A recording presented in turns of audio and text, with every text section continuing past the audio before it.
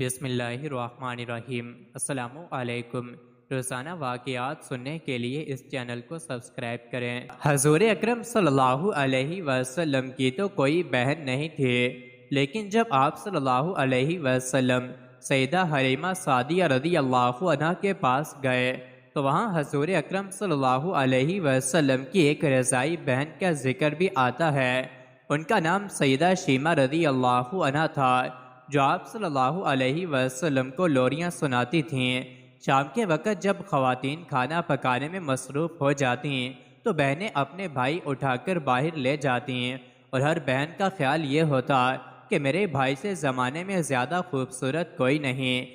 کہتے ہیں خوبصورتی دیکھنے والے کی آنکھ میں ہوتی ہے، تو جس کے بھائی کا رنگ حسین ہوتا تو وہ کہتی رنگ نہیں تو کچھ بھی نہیں، اور جس بہن کے بھائی کے نقوش اور خد و خال خوبصورت ہوتے وہ کہتی رنگ کیا ہے، اصل خوبصورتی تو نقوش اور خد و خال ہے۔ جس بہن کے بھائی کی آنکھیں خوبصورت ہوتی وہ کہتی میرے ویر کی جھیل جیسی آنکھیں تو دیکھو۔ اب بنو سعد کے محلے میں بچیاں اپنے بھائی اٹھاتی، ایک کہتی میرے بھائی جیسا کوئی نہیں، اور دوسری کہتی میرے بھائی جیسا کوئی نہیں۔ اتنے میں سیدہ شیمہ اپنا بھائی سیدنا محمد صلی اللہ علیہ وسلم اٹھا کے لے آتی اور دور سے کہتی میرا بھائی بھی آ گیا ہے، تو سب کے سر جھک جاتے اور کہتی نہیں نہیں، تیرے بھائی کا مقابلہ کوئی نہیں کر سکتا، ہم تو آپس کی بات کر رہے ہیں، آپ سے مقابلے کی بات تو نہیں کر رہے۔ اور پھر جب کسی بہن کے بھائی کو سب متفقہ طور پر کہتی ہیں کہ تیرا بھائی خوبصورت ہے تو اس کا فخر بھی تو دیدنی ہوگا، اور اس کا ذوق آسمان کو چھونے لگتا۔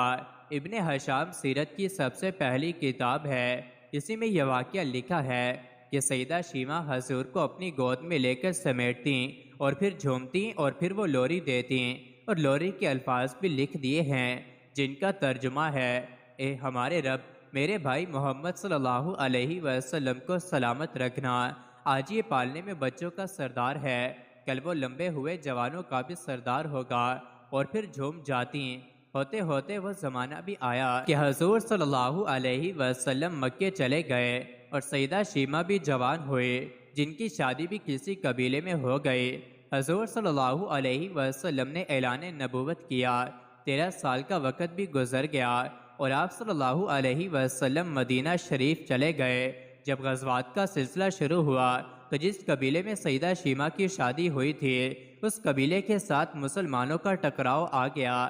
اللہ رب العزت نے مسلمانوں کو فتح عطا کر دی تو اس قبیلے کے چند لوگ صحابہ کرام کے ہاتھوں گرفتار ہو کر قید کر دیے گئے، تو یہ لوگ اپنے قیدیوں کو چھڑانے کے لیے فدیہ جمع کرنے لگے، اور قبیلے کے سردار ایک ایک گھر سے رقم جمع کر رہے ہیں۔ چلتے چلتے یہ سیدہ شیمہ کے گھر پہنچ گئے، جو کہ اپنی عمر کا ایک خاص حصہ گزار چکی تھیں۔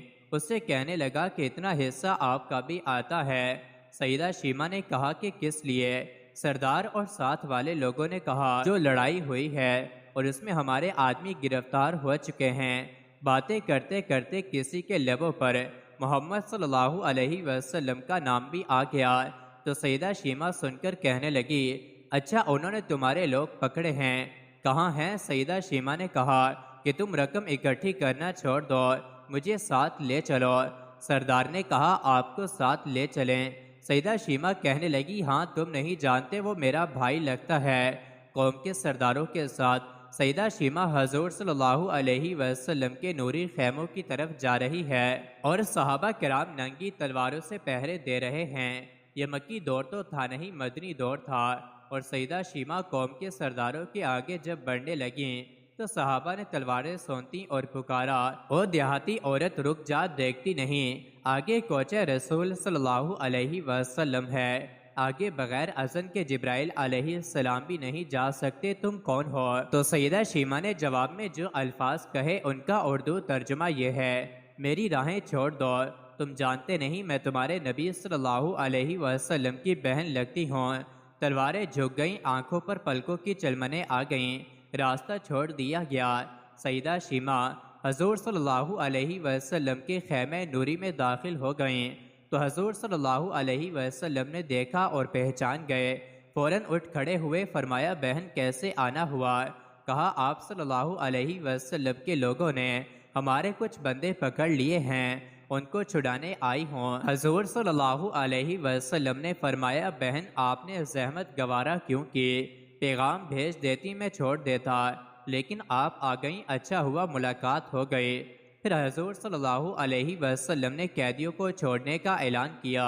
کچھ گھوڑے اور چند جوڑے سیدہ شیمہ کو تحفے میں دے دیے، کیونکہ بھائیوں کے دروازے پر جب بہنیں آتی ہیں تو بھائی خالی ہاتھ تو بہنوں کو نہیں موڑا کرتے۔ حضور صلی اللہ علیہ وسلم نے بہت کچھ عطا کیا اور رخصت کرنے خیمے سے باہر تشریف لے آئے تو صحابہ کی جماعت منتظر تھی۔ فرمایا اے صحابہ، آپ جانتے ہیں کہ جب بھی میں قیدی چھوڑا کرتا ہوں تو میری یہ عادت ہے کہ آپ سے مشاورت کرتا ہوں، لیکن آج ایسا موقع آیا کہ مشاورت نہیں کی اور قیدی بھی چھوڑ دیے، آپ جو چاہیں کریں۔ صحابہ کرام رضوان اللہ علیہم اجمعین نے عرض کیا کہ حضور صلی اللہ علیہ وسلم مشاورت کیوں نہیں کی؟ ارشاد تو فرمایا میرے دروازے پر میری بہن آئی تھی۔ مزید ایسی ہی ویڈیوز کے لیے